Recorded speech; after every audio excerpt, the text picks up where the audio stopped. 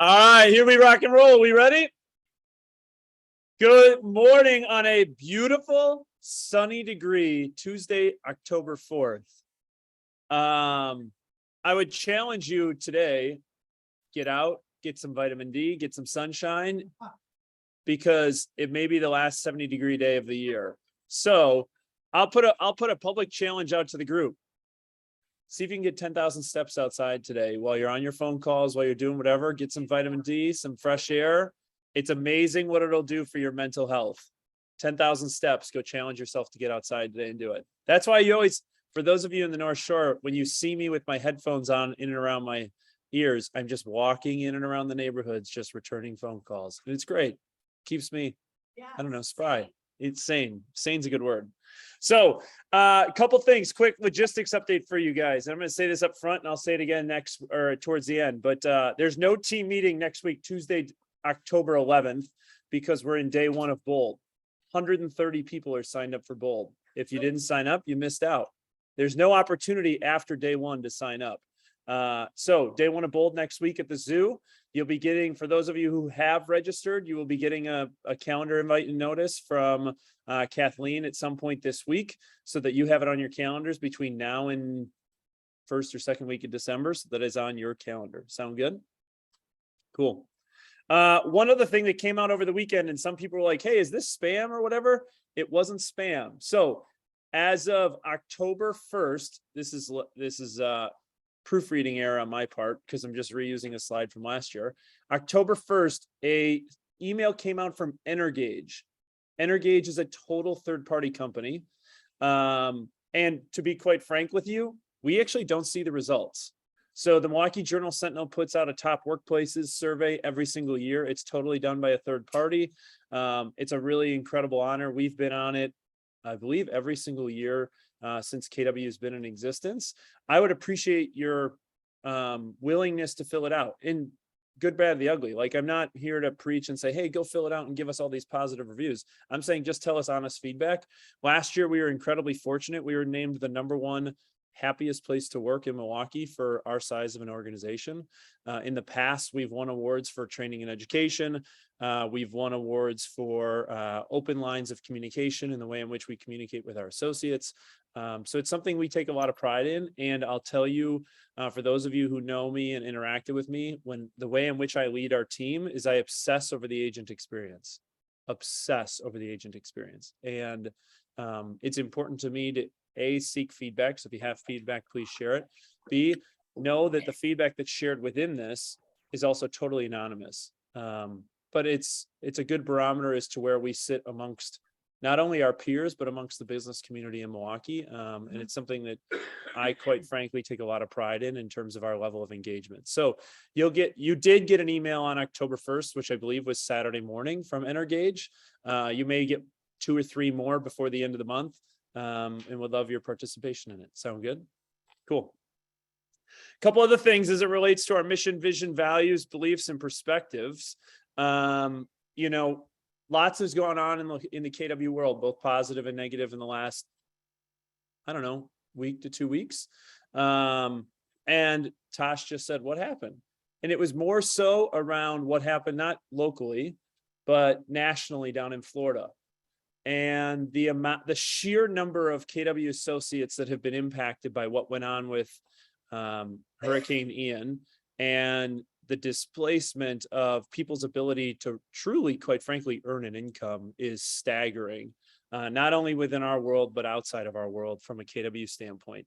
Last night, KW Cares sent out an email, if you had seen this, as it relates to their efforts in helping our associates that have been impacted by Hurricane Ian. And I just wanted to share it with you because I know oftentimes when I get blank emails, to be quite frankly, I delete them or don't read them. And there's just a lot of things that come out. But KW Cares so far has already approximately given out 1.94 million in support by those impacted. Basically, the way that it's gone out is 138 emergency grants, 1,200 generators, tons of physical resources, including fuel, gas cans, electrical cords. And I actually spoke with someone on Sunday who has a place down this way, along with a handful of other people who've had places down there. And the biggest problem they have right now is no power.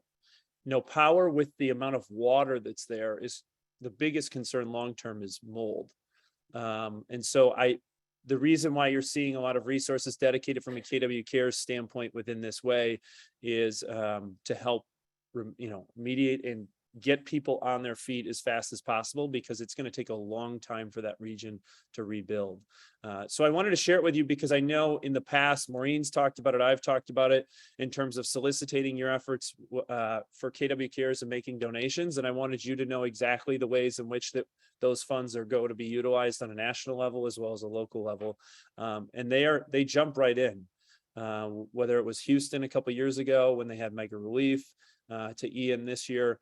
So I wanted to just kind of put that out there so that you guys know, those that contribute to KW Cares, those funds do go to meaningful ways to help our KW community in big ways. And it's going to take a while for that region to rebuild. So again, maybe another plug as well in terms of the impact that you can have on $2, $3, $4 per transaction of what it does from a KW Cares standpoint. Because here's what I will also tell you. Yet we've been incredibly fortunate because we live in a region that doesn't have a lot of natural disasters. There will be a time and place for when either one of our associates needs help from a KW Cares standpoint, or our markets that are in depth or in broad needs something. And I'm very much a believer in, those that contribute are those that will be recipients to something long-term. So just a little plug for KW Cares and the impact that Hurricane Ian is having on our world. Next up, I want to give a shout out to a handful of folks. And for those of you who've been around a little bit, you've heard me talk about this concept of Habra. And Habra, as it's defined, I've always challenged people when we've talked about small groups and accountability and different things like that. And the question I always pose are, why are some organizations, athletic teams, megachurches, synagogues, or other religious organizations, whoever it may be, more successful than others, right? Why is it that the Atlanta Braves made the playoffs for 15 straight years, right?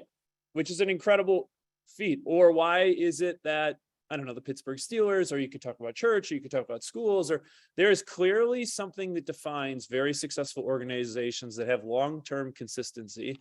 And then you look at like a team like the Chicago Bears that has had really difficult success in turnover within inconsistent leadership or culture. And there's this concept of Havra, right? And I'm going to read this to you because I think it's incredibly important to understand. And then I want to give a shout out to a small group. Is Havra is Hebrew for fellowship.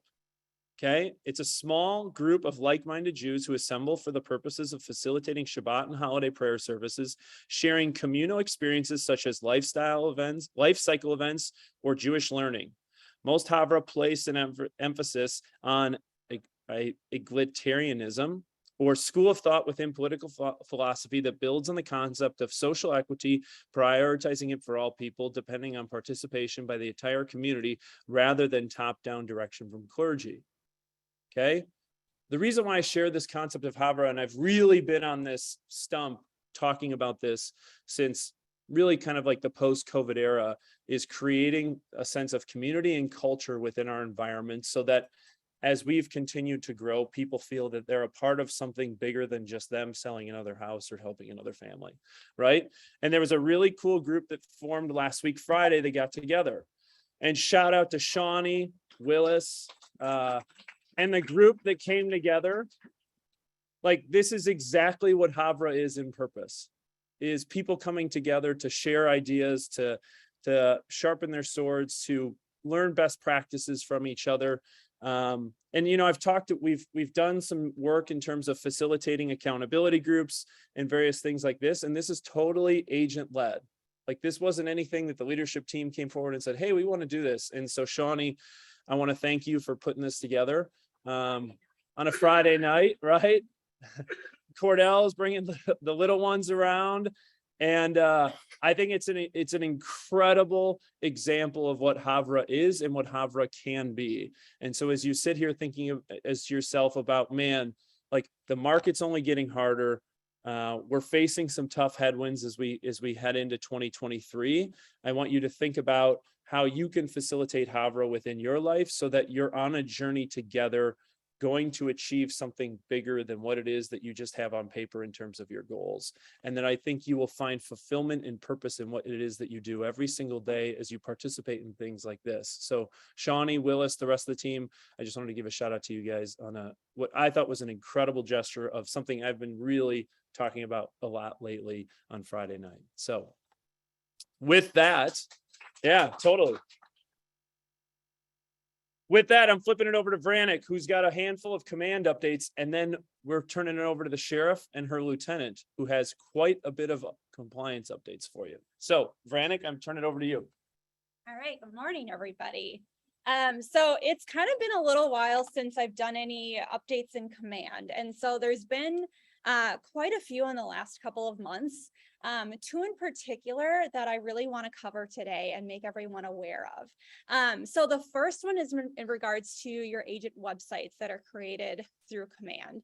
And so recently they added forced site registration. So essentially what this is you can control how many properties viewers or visitors can view before they're prompted to sign in and create an account on your website. So it's an excellent way to capture more information from the people that are coming to your website. You can also weed out more serious buyers versus those just looking for fun. And you have options. So the default is unrestricted. So unless you go in and you set this up, anyone can go on your website and look at it as many properties as they want. But you'll see here that screenshot that you see in the blue box. So this is what you'll see within your command settings when you're setting up your site. So you can set it at 10 properties. So a visitor is able to view 10 properties before they're prompted to register, 2 properties, or a no property viewing. So once they reach that limit, essentially they'll be prompted to log in, create an account. And then once they do, they're able to continue searching for homes on your website. So what this looks like, it's just a very simple sign up. So first name, last name, email address, and a password. And so once they sign up, then they're able to, create those collections, create saved searches. And guys, remember, this is the exact same thing that they do when you share your KW consumer app. So essentially, your agent website is the desktop version of your consumer app. So when you share your app, same thing, they can create collections, saved searches, and all of that activity you can view within the contact detail page in command. So you're tracking all of that activity. All right, the other one is you can now create and schedule Instagram posts in command. So very similar to Facebook, if you set up and connected your Facebook business page within your settings, you can now do the same exact thing for Instagram. So it makes it really easy and streamlined. If you are posting to both of those platforms, you can do it directly in command. And so all you have to do is create an Instagram account, convert your personal Instagram account to a professional account, and then connect your Instagram account to your Facebook business page, and then you'll connect it in command. And so you'll see the little video here. This is essentially what you'll see when you are setting up those social posts. And so you have the option to post it on Facebook, Instagram, Twitter, if you're using that, and it'll go out to all of those platforms. You can also schedule out those posts, so keep that in mind. It makes it really easy on you. So if you want to schedule out posts on your social media accounts weeks or even months in advance, you can do it all within command. So guys, if you have questions on this, don't hesitate to reach out. Attend marketing workshops. Again, marketing workshops are in each market center, Tuesdays at the North Shore, and then Thursdays in Tosa and Lake Country. So that's all I have. Thank you, guys. Thank you. Guys, here's what I would challenge you with on websites. And I feel like I'm broken record on this. What's the number one reason why someone would come to your website? Yeah, search. Guess what? It's not your profile. It's not what your featured listings are. It's not what like your staging looks like or how beautiful you are on Instagram. Guess what? Your consumers don't care. How do I know? What's the number one search engine for housing inventory in the world? Zillow. What do they look for on Zillow? Homes. Don't overthink your website. Seriously. And guess what the best part is about the websites that you have offered to you for free? It's a national IDX search. Huh. What a concept. So if you want to be able to capture all the activity that your consumers are doing within the search platform that you have available to you, I would register forced registration and think about what that looks like. Don't overthink your websites. It's amazing to me how many people overthink their websites, and guess what happens? They actually don't end up doing any business because they're more worried about the way they look like on their website than they do about how they serve their folks. And the only way that their folks want to be served is, do they have access to search? So there you go. I'll get off my stump, but it's one of the most confusing things to me in the world was when people overthink their websites. Now, shifting to that, good news. Sheriff Reed, all is well in the world. She just had a little internet hiccup last week. Okay. I will say this. Sheriff Reed is like Waffle House. She's always open and she's always available. So when Waffle House closes and when Sheriff Reed is unavailable, my heart starts to flutter a little bit thinking to myself, holy shit, where's Joan? Right? One other thing that you can do for me, Sheriff Reed had a birthday on, it was either Saturday or Sunday. Saturday, October 1st. She is doing incredibly well. So do me a favor, when you see her, give her a hug or a kiss, or if you want to do me a favor and shoot her a text and wish her a happy birthday. She's an incredible gift in our world. With that, I'm flipping it over to Steph and to Joan because we have some incredibly important compliance updates for you guys as it relates to compliance. So I think Steph's up first.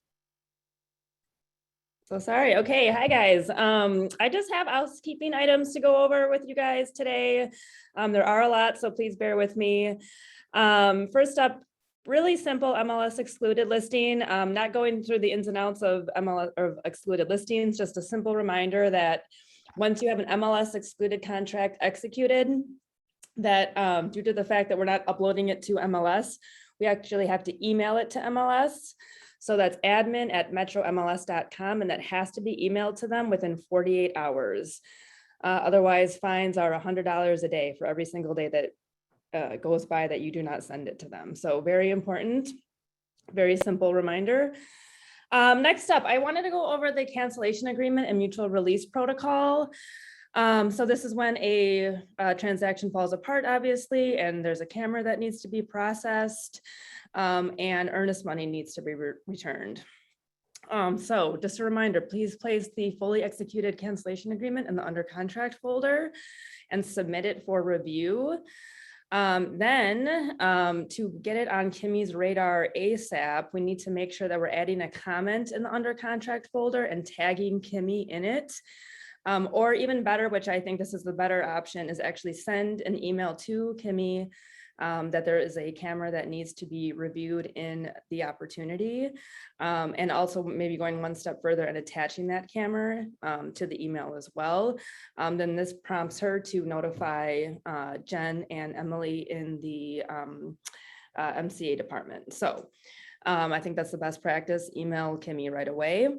Then next slide. You're going to continue to use the same opportunity. We get this question a lot. So you're not going to start a new opportunity just because that first transaction fell apart. If you're utilizing the phases, you can move the opportunity back to the active phase. In your documents section, you can actually create a new checklist in the under contract folder. So you're going to click a drop down arrow next to the under contract, and I'm going to show you that in a second. And you're going to select add version. This will create a fresh checklist where the new documents will be uploaded for the next offer, and then you can toggle back and forth between the two. The first deal, if you need to access that, and the second checklist. So next slide will show you what that looks like. So here's a screenshot of an opportunity. You can see in the middle there, it's circled in red where it says under contract. There's actually a drop down caret right there, and you can pull up that new menu and it'll say add version, and that'll bring up a fresh checklist for you to add new documents once you have a new offer. So you're using the same exact opportunity.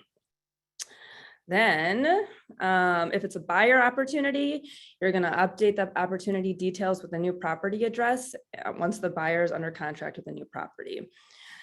We do actually have a PDF of all of these instructions, and I'll send it to Charlie and to Diana to include in the team meeting recap so that you guys can save these for the future. All right, next up. So this is new, actually. So for those of you who have been submitting earnest monies, obviously, earnest money receipts in our opportunities, you might have gotten kickbacks from Kimmy. I don't think we've actually made an official announcement about this, but if we are having earnest money submitted through trust funds, the proper earnest money receipt that we need to see loaded in our opportunities is the one that states that the money has been settled. So you can see here, this is an example of a earnest money receipt from trust funds. I have an arrow pointed down to the word settled, where it actually shows that the earnest money has been settled versus submitted. So when a client submits earnest money through trust funds, we get 2 emails, one showing that the earnest money has been submitted. And then a few days later, which is the email that we are likely usually missing, is the earnest money letting us know that, or the email letting us know that the earnest money has been settled. That is the PDF that we need to submit in our opportunities. So if you missed that email, go on to the next slide, Charlie. You can Real quick, Steph, Yeah. I'm just going to jump in here. Yes. I'm going to ask you a question, Lieutenant. Yes. Why would we utilize trust funds? Oh, gosh, it's safer. To mitigate the number one issue we're having in our industry right now, which is wire fraud. Yes. And guess what else? The buyer that sends the check in the mail, do you know how often that fraud happens because the check comes in the mail? Frequently, because people are able to read through the envelope to look at what the account numbers are and the routing numbers are. So how do you mitigate wire fraud, Steph? Use trust funds. Beautiful. Thank you. And I'd also like to state, and we'll probably talk about this, I'm going to plug tomorrow's panel, in competitive offer writing, you can submit your earnest money within 1 day or 2 days after an accepted offer. So use trust funds. It's also helps with competitive offer writing. So, all right. So now I just want to really quickly show you guys how to access a PDF of the receipt through MLS. So if you go to the listing that you have an accepted offer on, you go to the trust funds button and pull up the trust funds software or platform, excuse me, next slide. A pop-up is going to come up.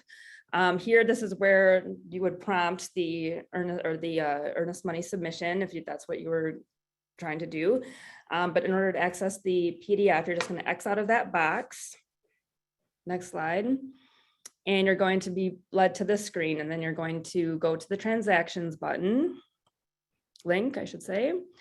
And then you're going to be given a history of all of the transactions that you have in place. If you go to the view history in the way right side column, that will bring you to the option to save it as a PDF and making sure that you are selecting the version that says settled. And that, again, is the version that you'll load in the opportunity for Kimmy. So thank you guys. Again, thanks for bearing with me. This is all housekeeping stuff. So, all right, next up, GMAR dues. Everyone should have received an envelope or in the mail. They should have received our invoices for our GMAR dues. So here's the schedule for membership renewal. If you pay by October 31st, you can deduct $25 from the total on your invoice. Between November 1st and the 30th, please pay the total shown on the invoice. Between November 1st and 31st, you're going to add $50. So we're trying to save you guys money here. And then after January 1st, you're going to be adding $225 to the total invoice, which would bring it, I believe, to over $1,000. So making sure that you are paying hopefully before October 31st, but you do have until the end of the year. Next up, reminder on continuing education classes. So our continuing education coursework is due this year by December 14th. There are many ways that you can complete your continuing education classes. We promote and encourage you guys to do it through the WRA. So through WRA.org, you're going to go to the education link. You're going to go to the continuing ed link from there. And the real estate CE link on the right in the middle of the screen will bring you to the coursework option. And it looks like that. So there's a number of ways that you can do it. You can do it online. You can order the books. It's 18 total hours. This will prompt you right through to all of the coursework needed. And it is due again, December 14th. All right, once you complete that now, next step in all of this is renewing our licenses. So starting October 17th, the DSPS will open up the online renewal. So I will probably early November re-remind you guys of this. But from the DSPS website, if you go to the self-service link on the left-hand side here, that will bring you to your online renewal. And I think the cost, I think it's between $100 and $200. Again, I'll re-remind you since it's not open up as of yet. So, all right, once you have paid your GMAR dues, once you have completed your coursework for your continuing education classes, and once you have renewed your license, you're going to send all of that to me at stephc@kw.com. We'll remind you again in November, and then we'll really start hounding everybody on all of this. But again, you're going to send me your GMAR dues receipt, your actual certificates. You will be given certificates once you complete your continuing education, and then your license renewal receipt. Send that all to stephc@kw.com. Beautiful. Let me ask you a question. Who likes being bothered? Nobody. Get your stuff done in terms of GMAR, DSPS, and continuing ed. Because here's the other thing I know. I can almost guarantee with certainty on December 14th, Steph, myself, Joan, and a handful of others are going to get phone calls. Holy shit, where do I do it? How do I do it? And guess what? If it's not done, you're shut off. And then when you go into the MLS and you're like, hey, I can't access the MLS. I don't know why, what happened? Oh my gosh. And then we'll just, So just get it done. Okay. Public service announcement, not fun stuff we like to talk about. And it amazes me when people are like, oh, we have to renew our license this year. Oh, we have to do continuing ed. Just get it done. All right. Sheriff Reed, birthday girl. Are you on? Is I'm Waffle on. House open? Already. All right. Thank you. Here we go. We've had a lot of issues around proof of funds and what actually constitutes proof and what does not constitute proof. So I'm going to flip it to you. What constitutes proof, Sheriff? I'm going to try to clearly explain that. I think the bottom line is from the old movie, Show Me the Money. And that's really what proof of funds is. It's not show me the money that may be coming or show me the money that somebody's going to give me sooner or later, but it's now the verification. So in the lines 296 to 3, whatever, on the offer to purchase, it says, if this offer is not contingent on financing commitment within, and it's 7 days default, after acceptance, buyer shall deliver to seller either. Now this is when you're writing a cash offer, or you have shifted your offer from financing to cash. Maybe you've waived your financing. It has to have one of these two things: reasonable written verification from a financial institution or third party in control of buyer's funds that buyer has at the time of verification sufficient funds to close. Or you can, instead of that, you can give another proof of funds that you come up with. It's going to be up to the seller to decide whether they like that other alternative. But if you don't have anything written on these lines, you are abiding by the definition of proof of funds, which is at the time of verification, sufficient funds to close. If there's no financing commitment, then this is automatically becomes a requirement in the offer. It's not something you check or don't check. Now, there have been situations where an agent writing an offer for a cash offer will cross all of this out and say, we're not providing any proof of funds no matter what shape it's in. There's no reason to say that you can't do that, but your offer may not be accepted because the seller definitely wants to know where the money's coming from. So if you go to the next slide, if you don't provide proof of funds within the time that you've allotted or the default of 7 days, seller has the right to terminate this offer by delivering a written notice. So bam, the seller can unilaterally terminate the offer if the proof of funds is not delivered within that time that you've set. Buyer may or may not, this has always come up with questions that Steph and I have to field often. If it's a cash offer, there is no objection to the buyer getting financing. It just means that financing contingency commitment is not it's not a commitment in the offer. It's not a contingency to the offer being successful. The buyer can still apply for financing, and it just means that he doesn't need that protection of a contingency. It's written in the offer that the seller agrees to allow the buyer's appraiser access to the property. I've had several situations call in where they're saying, we're not letting that appraiser in. They don't have financing. They can't send the appraiser in. They go, excuse me, but it's right in the offer.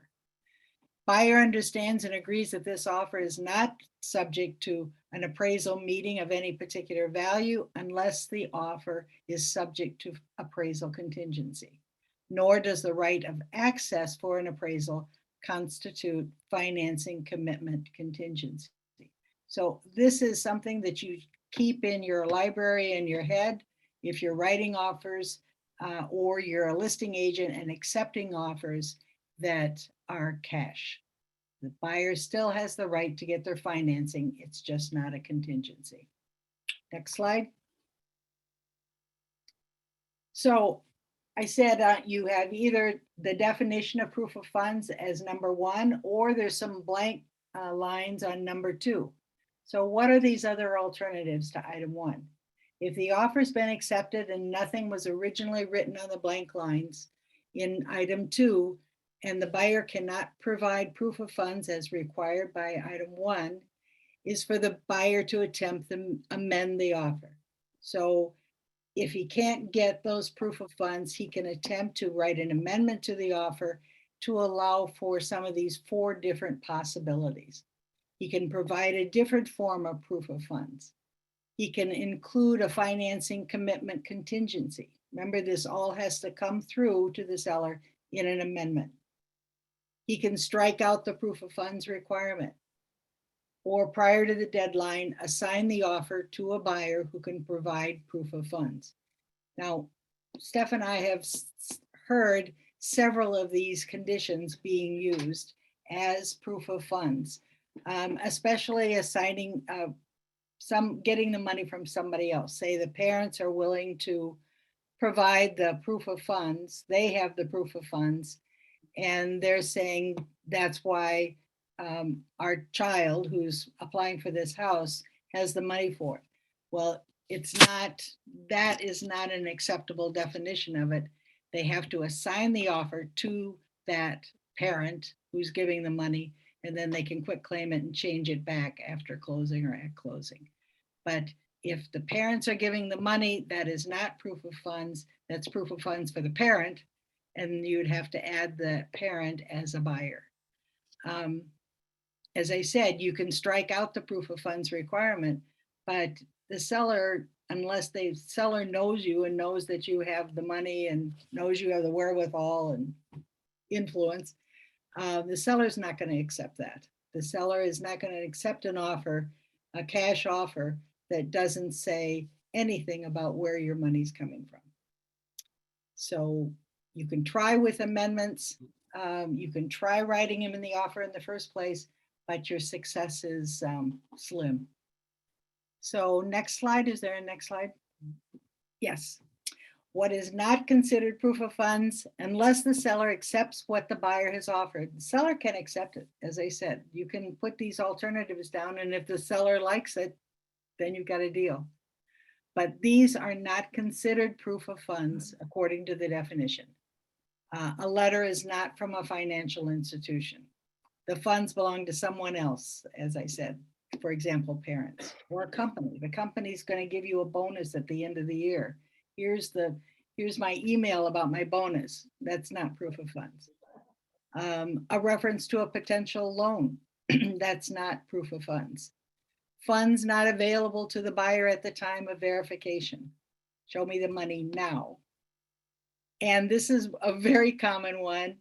For proof of funds, a lot of times the buyers will send a pre-approval letter from a financial institution.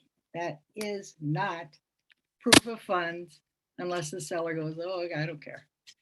So these are not proof of funds. If you're the listing agent, make sure you know that. If you're a buyer's agent, don't put these in here as proof of funds. Don't mislead your buyer to what he needs to do to satisfy the contract. If it's cash, we need proof of funds. You need to show we have the money right now. Any other questions on this, please contact Steph or me. As I said, these other alternatives are there. It's only up to the seller if the seller doesn't care. But if there's nothing written on choice 2, it has to follow that definition in choice 1. That's it. That's proof of funds. And we're available. Any questions? Guys, and I feel like a broken record saying this. The reason we bring this up is because it's come up a multitude of times in the last several weeks. Yes. Over and over. The other thing is, if you're the buyer's agent and you write a cash offer and you know that your client is going to finance it, make sure that they're doing what they need to in order to get the financing ahead of time. And I'll give you a real life example that happened to someone in our world. The buyer's agent wasn't paying attention to whether the client got their financing or not. 24 hours before closing, with everything completed, the buyer was freaking out because they wrote a cash offer and realized they didn't have their financing lined up. So guess what the buyer had to do? Liquidate their entire portfolio in order to purchase the home. Don't put yourself or your clients in that position. Okay? These are horror stories that you think we make up. It's the shit we deal with every day. Okay? All right, Sheriff, I'm glad to hear Waffle House is open. Lieutenant, thank you for your help.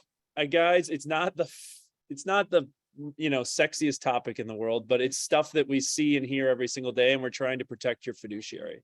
Cool? Right. All right. Now, I'm flipping it over, and this is something I'd be paying attention to. Okay, I'm going to give you the buyers and sellers profiles of those who have transacted real estate in the last year. Okay, and here's the reason why I'm doing this. We've talked a lot about winter is coming. We have the fall cleanup. We're going to go into winter renewal. Separation is in the preparation because we're heading into the spring and summer explosion. In 2 weeks from now, I got an updated economic analysis of where we think 2023 is headed. And I'll tell you this, the headwinds are getting stronger. Okay. And as you begin planning, because right now we're in business planning season for 2023 and you're in goal setting season for 2023, if you need to know of where it is that you want to go, you have to understand who it is that you're planning to target. Right. And so what I'm going to go through today should give you some nuggets that you should be thinking about as it relates to how you're going to build your plan for 2023. And then we'll come back in 2 weeks and I'll give you the economic updates as to where they see transactionals going. Hint, they were projecting 6 million transactions this year.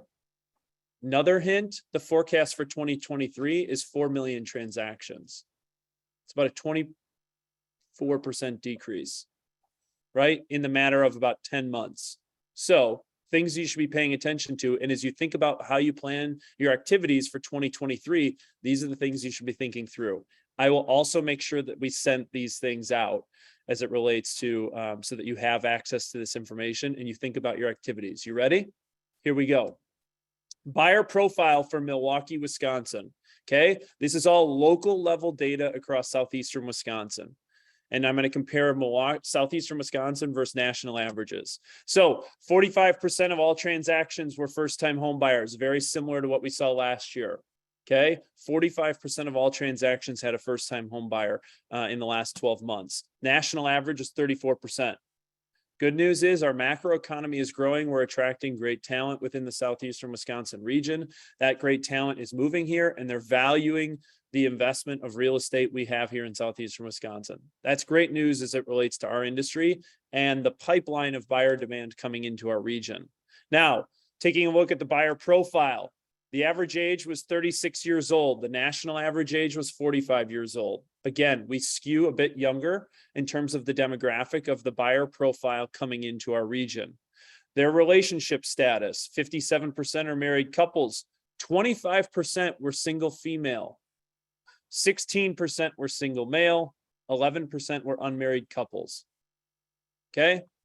Now, their desire to own a home was the primary reason at 31% versus 28% nationally. Okay. 6% were veterans and only 1% were active duty.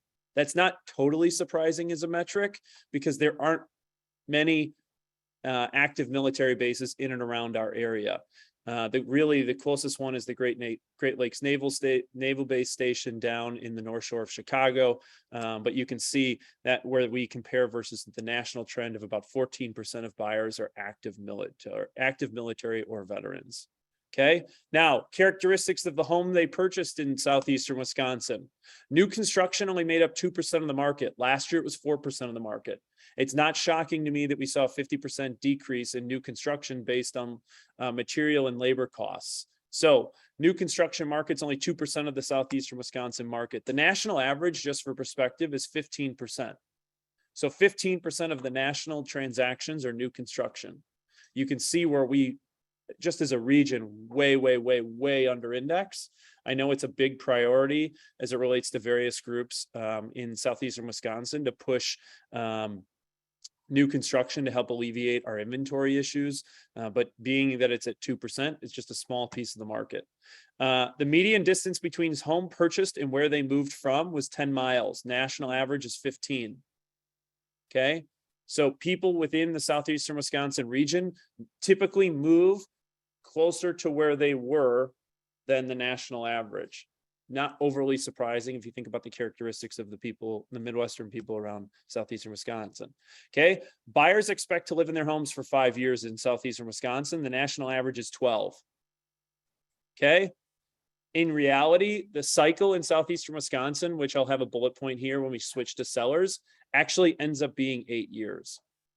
It's interesting to me, though, that the trend is actually decreasing, that they don't actually plan on spending the home longer. 5 years is about the turnaround time. So if you think about the life cycle of your leads and your database and how you're touching them, you should be planning a 5-year vision as it relates to all your transactions, right? Now, home buying and real estate professionals. This is good news. If I were sitting here and looking at some of this data, I'd be like, all right, good. We have a positive relationship with the consumer experience. 91% of all buyers were represented through an agent. 91% of all buyers, okay? Versus 87% nationally. Again, the buyers in southeastern Wisconsin value your services and what it is that you do. 52% of buyers found their agent via referral. 52% of buyers found their agent via referral. 79% of buyers only interviewed one agent during their home search. Okay, if you're not first, you're irrelevant. 94% would recommend their agent again on the buying experience. Now, switching over to financing, there's some interesting data here, and we're going to get into this in a little bit as it relates to some creative financing options that you should be thinking about and talking about with your preferred lender partners. 93% of all buyers in southeastern Wisconsin financed their purchase. So only 7% were cash. 93% of all buyers financed their purchase. The average down payments, if it was a repeat, was 21%.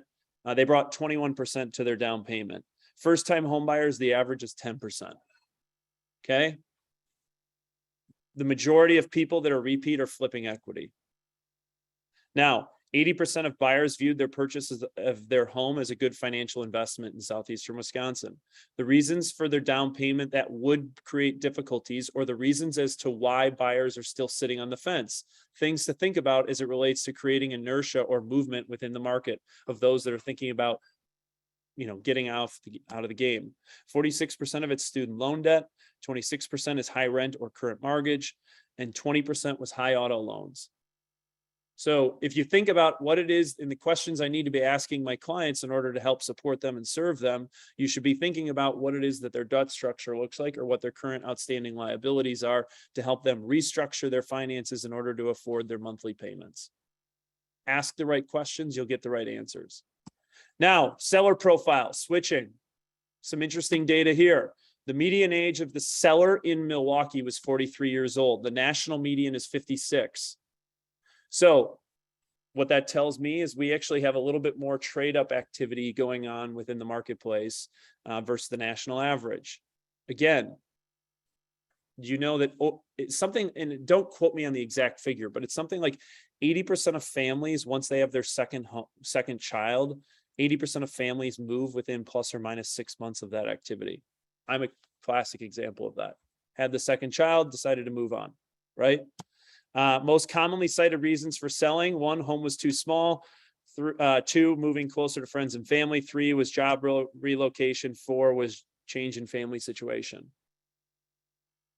Okay, sellers typically lived in their homes for 8 years. So when buyers purchase the home in southeastern Wisconsin, they're expecting to stay there for 5. The sellers have typically stayed in the home for 8. I actually think that this trend will go down if the expectation is that they think they'll be there for only 5 years. It means people are thinking about it more frequently than they were in the past. Historically, because I've looked at this data, I've looked at this data every year I've been in this role. When I first looked at this, the average buyer in southeastern Wisconsin started that they thought they would be in the home for 12 years. And now 7 years later, since I've been doing this, that it's down to 5 years, tells you that people are thinking about things about this decision happening sooner and faster. 94% of all transactions on the seller side utilized an agent. That's really, really healthy. Okay. 92% on the buy side, 94% on the seller side. Really, really healthy as it relates to consumer confidence and understanding your fiduciary and helping them get through a complex transaction. Okay. And homes only lasted on the market for 1 week. That shouldn't be any surprise. Okay. 70%, though, this is an interesting stat as it relates to our ability to serve our clients. 70% of sellers were satisfied with the experience. If I got a 70% on a test in school, that was a D. And you know what my mom said? D's don't drive. So D's don't drive. There you go. 70% were satisfied with their experience. That's a D experience. Think about the experience you provide your clients. Now, sellers and real estate professionals, 85% have found their agent from a referral via friend, neighbor, relative, or they had worked with previously. The most tangible asset you have in this business is what? And reputation. 85% found their agent to sell their home through a referral. 2, the national average was only 68%. So it tells you your reputation here in Wisconsin matters way more than it does on the national average. 92% in southeastern Wisconsin only contacted one agent. If you're not first, you're irrelevant, right? National average is 82%. Now, referrals, fascinating stat as it relates to your database and what happens to the way in which you communicate with your clients post-closing. I would write this down. The typical seller has referred their agent 2 times since selling their home. 52% of their sellers recommended their agent 3 or more times since selling. So if you're selling a home and you're thinking about your processes and systems and the way in which you touch your clients post-closing, you should be thinking about what? All of my listings should have babies. And how am I facilitating that experience in order to facilitate additional babies? Every transaction you have to be thinking about every time you list a home. Did I get 2 or 3 more deals out of this one individual property? One should be a referral. One should be a buyer. Ideally, you get 2 referrals and 1 buyer. You have to think about your process. And hint, hint, it amazes me how many agents take a listing, don't do any pre-marketing activity. They throw it live on the MLS on like a Tuesday at noon with nothing. And then they're like, it's great. I sold it by Wednesday at 8 a.m. And I'm like, yeah, you totally missed your opportunity. Like, think about your process as it relates to how you build your brand and reputation moving forward, leveraging the inventory you have. And if your plan is to get the contract, throw a sign in and sell it, you are missing an opportunity in order to build more business. So the reason I bring that up now is we're in planning season and we're in goal setting season as it relates to 2023. If I were thinking about my activities, I would be taking this data to say, 45% of all transactions had a first-time home buyer. The national average of buyers was 36 years old, 35 or 36 years old. How am I attracting that clientele? Where am I showing up? And what does that mean? Sellers, again, also skew younger than the national average in terms of 46, I believe was the median age, right? And as it relates to my activities and the client experience post-close, how am I generating the opportunity to earn more business by leveraging the inventory I have? Make sense? You should be thinking about these things and tracking your numbers as it relates to all these activities. Because if we really are going to go from a $6 million projected closings in 2023 down to a $4 million projected closings in 2023, you have to be incredibly efficient as the way in which you operate in order to earn the opportunity for more business. Make sense? Perfect. Having said that, upcoming trainings and events. Here's what I need you to know. No team meeting next week. Why? Because Bold starts October 11th. So no team meeting next week. We have one other thing. We hosted this last week. There were some incredible nuggets shared with Leanne, a conversation I had with Leanne, Marcus, and Kevin. It's on the YouTube channel. If you want to listen to it at 2x hyperspeed, it's almost like listening to a podcast.